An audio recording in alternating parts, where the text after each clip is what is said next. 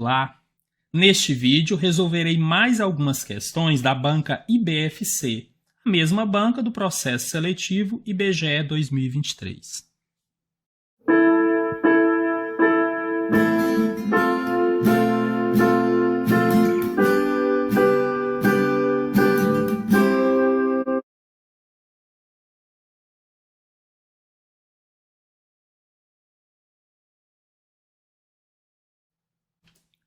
Aqui serão resolvidas as questões 21, 22, 25 e 27 do concurso da Prefeitura Municipal de Várzea Grande.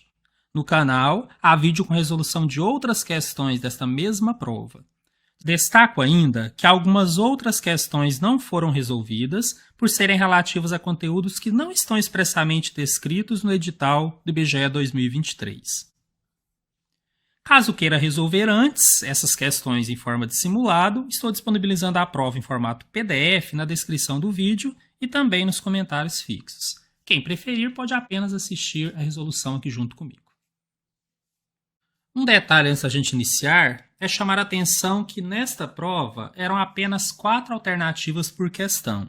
No concurso IBGE serão 5 alternativas para cada questão. Apenas um detalhe, mas é bom deixar isso claro para vocês. Questão 21.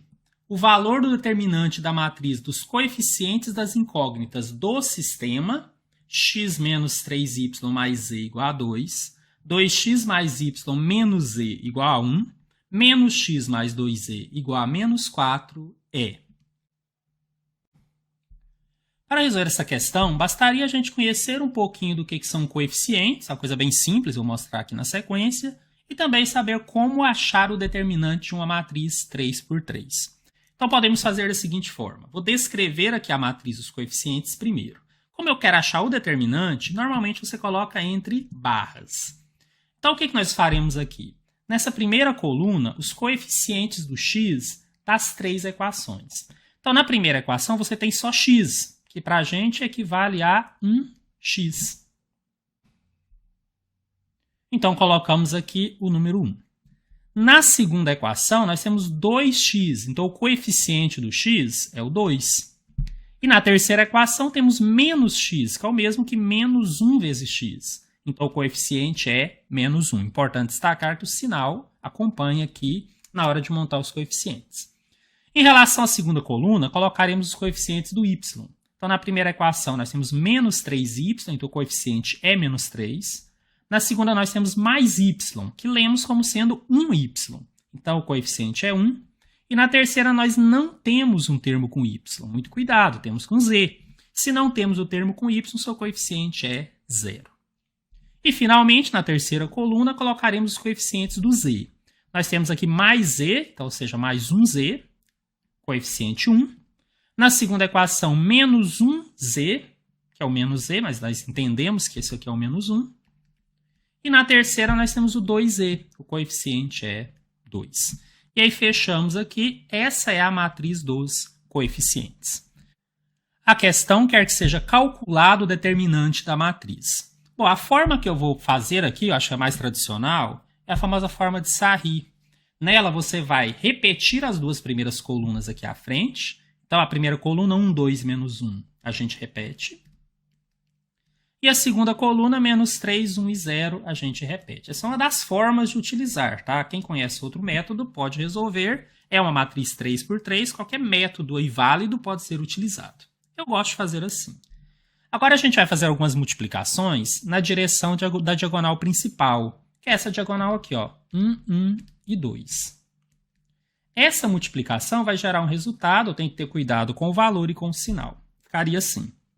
1 vezes 1 é 1, 1 vezes 2 dá 2. Todos positivos, o sinal fica positivo.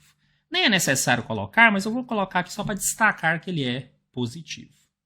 E aí a gente vai seguir nas duas diagonais da sequência, né, aqui na mesma direção, também as multiplicações. Por exemplo, aqui, 3 vezes 1, que dá 3 vezes 1, 3. Agora, os sinais menos vezes menos dá mais. E mais vezes menos dá menos. Fica menos 3 o resultado dessa multiplicação. E fazemos agora para a próxima. 1 vezes 2 vezes 0. Quando há um zero numa sequência de multiplicações, naturalmente o resultado já é zero. Então, nós já temos aqui 3 valores quando fizemos as multiplicações na direção da diagonal principal. Agora faremos multiplicações na direção de diagonal secundária. E aqui as pessoas aprendem de formas diferentes. Por exemplo, tem gente que aprende a multiplicar e colocar esse resultado aqui para trás. E tem gente que acostumou a pôr ele aqui para cima. É a mesma coisa, tá? Eu gosto de colocar aqui para cima. Então, aqui ficaria 1 vezes 1 vezes 1, que dá 1. Menos vezes mais, que dá menos, vezes mais, que dá menos. Só que aí vem um outro detalhe. Você pode sim manter esse sinal e depois de tudo pronto, você joga todos os de baixo menos, entre parênteses, todos os de cima, que naturalmente já vai inverter todos os sinais. Uma outra forma que aqui eu utilizo é já inverter. Então, olha, deu negativo? Então eu inverto e já ponho positivo. Fazendo assim, quando eu tiver todos os valores, eu não me preocupo mais com sinal algum, eu só junto todos eles. Claro, temos as regras, né, de soma e subtração, mas eu não preciso me preocupar com nenhuma inversão mais. Ok? Então, essa é uma alternativa, é a maneira que eu uso. Então, olha, se eu continuar aqui a próxima, na direção dessa diagonal secundária, seria 0 vezes 1 vezes 1, que dá 0, né? Tem um 0 na sequência e 0 não tem sinal. E, finalmente, 2 vezes 2, que dá 4, vezes 3, que dá 12. Mais vezes mais dá mais, vezes menos daria menos. Mas tudo que eu estou fazendo aqui para cima eu estou invertendo, então eu coloco mais. E aí, nesse caso, o determinante é só juntar tudo isso daqui. Olha só, mais 2, menos 3, mais 0, eu não precisaria colocar, mas eu estou fazendo questão só para vocês entenderem. Não vou fazer inversão alguma, porque eu já inverti enquanto resolvia. Então, eu vou repetir os números com seus sinais já calculados. Mais 1, mais 0 e mais 12. Somente assim. Bom, somando todos os positivos entre si, 2 mais 1, 3 mais 12, 15. E os negativos entre si, na verdade, o único negativo aqui seria o 3, ou seja, menos 3.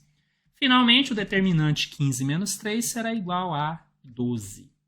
Que já é a resposta, tá? Já é o gabarito. Nós encontramos essa alternativa aqui na letra B.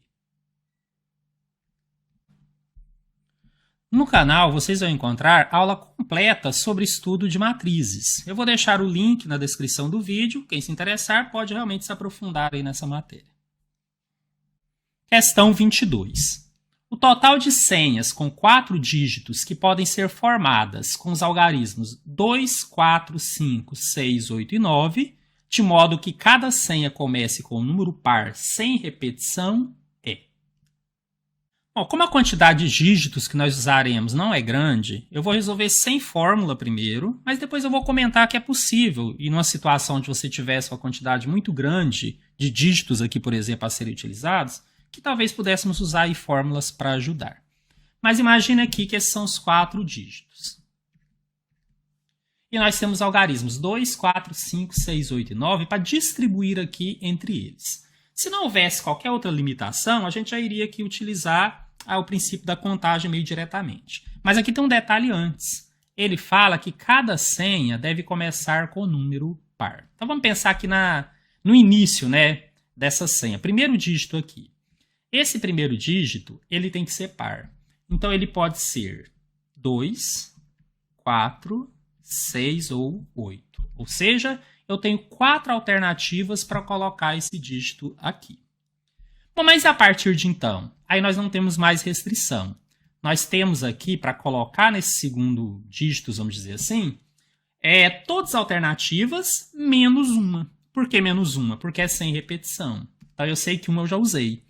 Então, ao todo, contando 2, 4, 5, 6, 8 e 9, nós tínhamos 6 alternativas. Mais uma nós já usamos, então passamos a ter 5 alternativas. Lembra que agora não importa se é par ou ímpar.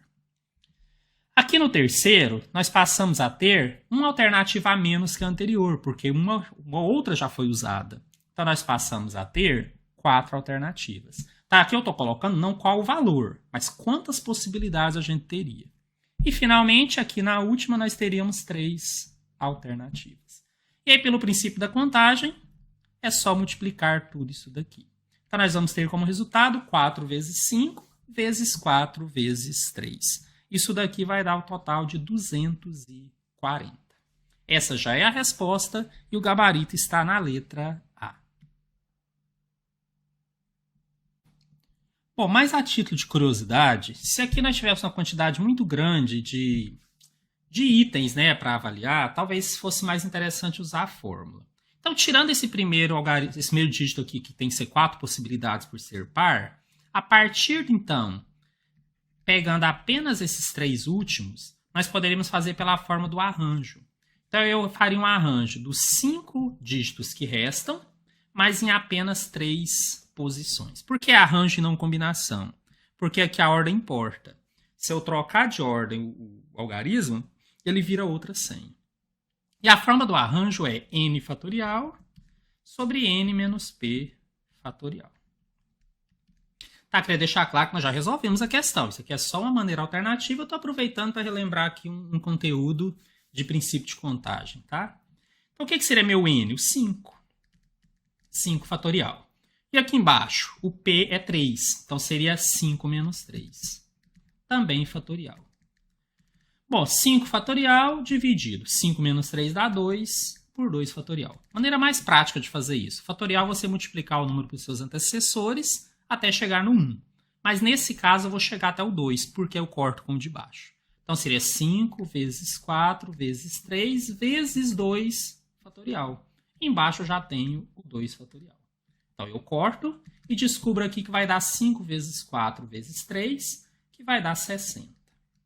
Só que aí isso seria só para esses 3 aqui últimos. Eu ainda tenho aquelas 4 possibilidades antes. Então, a resposta seria 4 vezes 60, 240. Obviamente, a mesma resposta que nós já havíamos encontrado.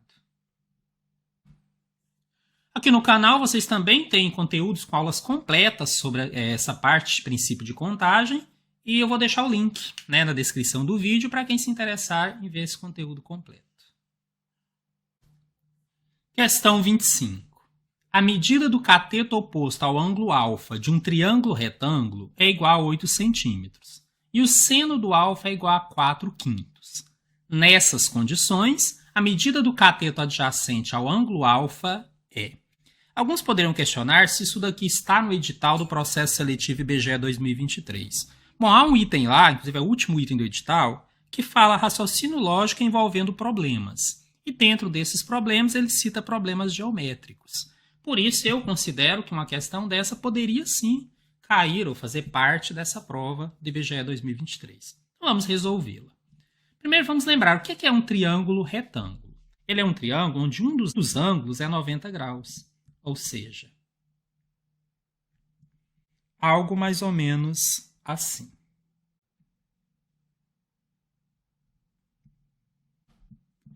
Então, a ideia do triângulo retângulo é isso aqui, ó, ter um ângulo igual a 90 graus.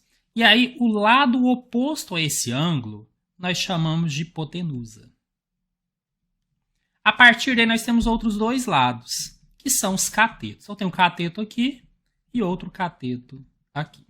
Mas aí, o que acontece? Nós temos 2 ângulos a mais aqui dentro. Nós temos um ângulo aqui e temos um ângulo aqui em cima. Vamos escolher um deles como referência. Vamos pegar aqui embaixo e chamar ele de alfa. A partir do momento em que eu digo qual é o ângulo, onde ele está, aquele que está de frente a ele passa a ser chamado de cateto oposto.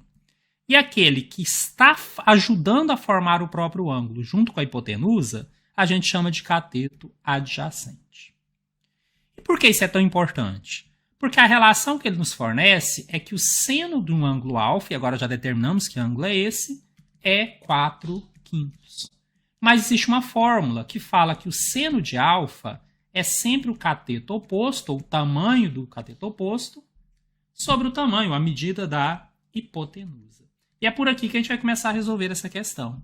Nós vamos igualar essas duas coisas. Nós já temos a informação de que o cateto oposto ao ângulo é 8 centímetros.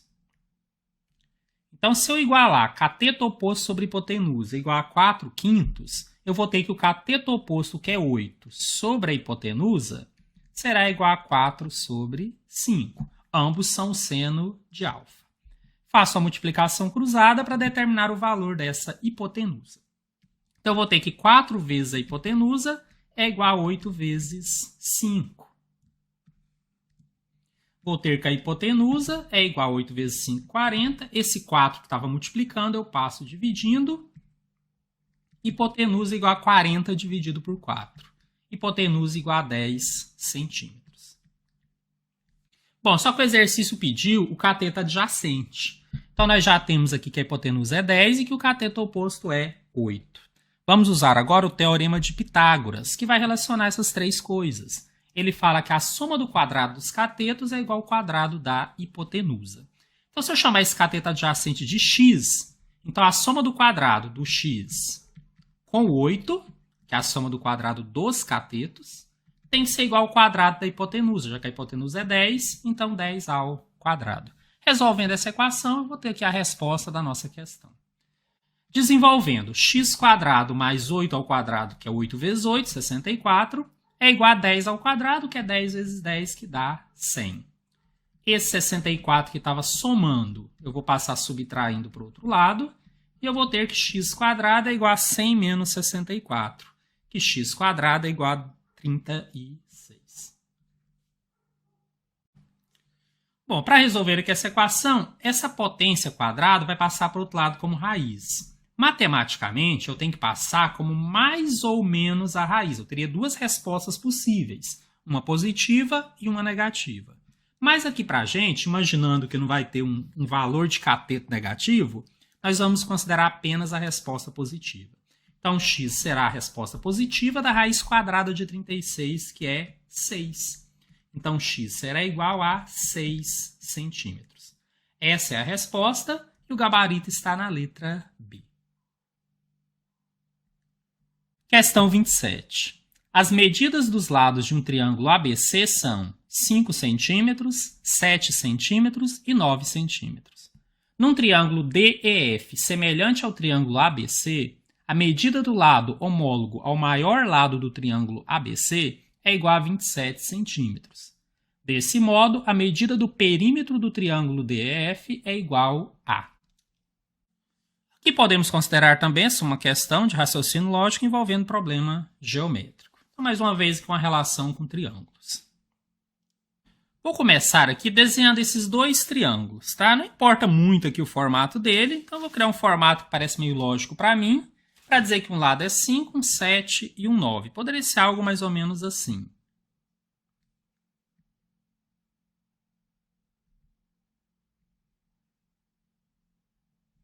Não mantivemos aqui uma proporção exata de tamanho, mas já vai ser suficiente para representar. E nós temos um triângulo semelhante a esse, só com um triângulo maior, porque quando o lado de um, por exemplo, é 9 e o outro é 27. Então, eu vou desenhar um mesmo formato, um pouquinho maior, só representativo mesmo.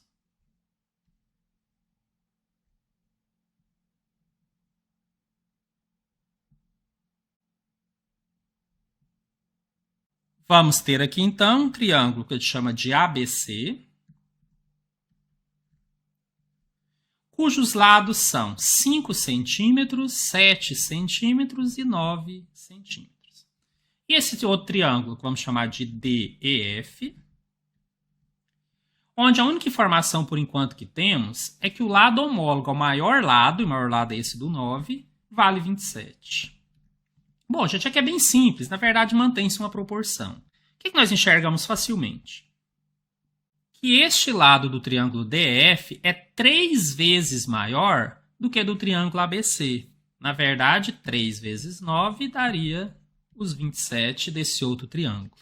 Então, o termo mágico aqui, vamos dizer, é o 3. Por que eu estou dizendo isso? Porque dessa forma, eu consigo encontrar todos os outros lados do triângulo maior simplesmente multiplicando os lados equivalentes por 3, sempre o triplo.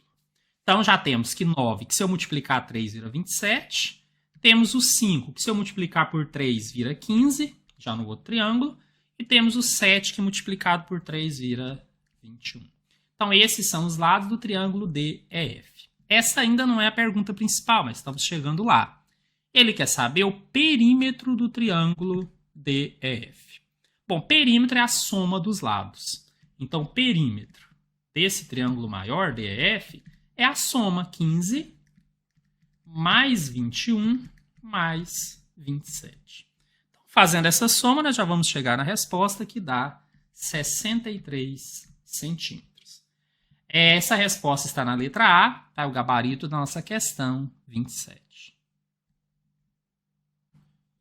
Chegamos ao final de mais um vídeo, continuem acompanhando, eu vou continuar fazendo questões, colocando conteúdos, tá? Então eu vou ajudá-los sim nessa preparação e em várias outras. Quem também está estudando para outros concursos vai encontrar assim, bastante material e bastante coisa de várias bancas aqui no canal. Conto com vocês aí nos próximos vídeos. Um grande abraço.